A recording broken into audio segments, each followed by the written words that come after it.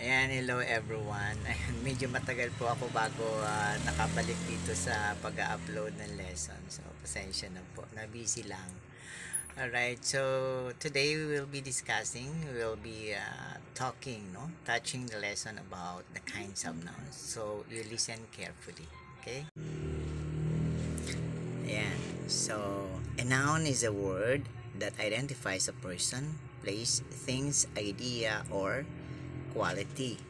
It can function, ayan, magalaw. It can function as the subject or object of the sentence. Ayan.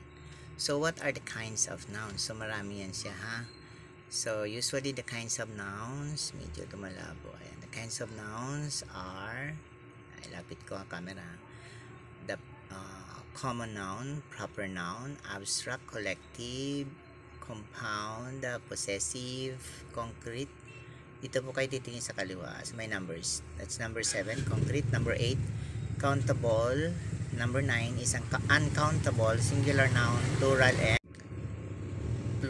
and material nouns. So isa-isahin natin. So when you say common noun, it refers to saan? A general name for a person, places, things, or animals. Ano examples niyan? We have the dog, the cats, the girl, the the city, the boy, and the book.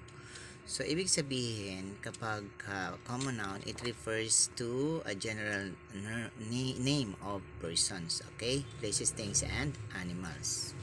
However, if we want to say a proper noun is particular names for a person or a specific name of a person, places, things, or animals.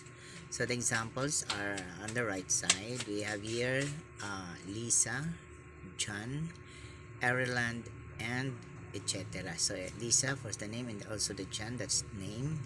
Then Ireland is a name of a country. So when you are writing a proper noun, see to it that your initial letter should be capitalized. Okay, that's the rule. And then the abstract nouns refers to the state that cannot be seen with senses, or using the meaning to say it refers to the feelings and emotions or intangible things. Like say for examples, the love, the happiness, or the hate. Yeah, so those are abstract noun. Galaw, no? Medyo madilim ata. And then let's continue. So, isa yun yung abstract. And then, for the collective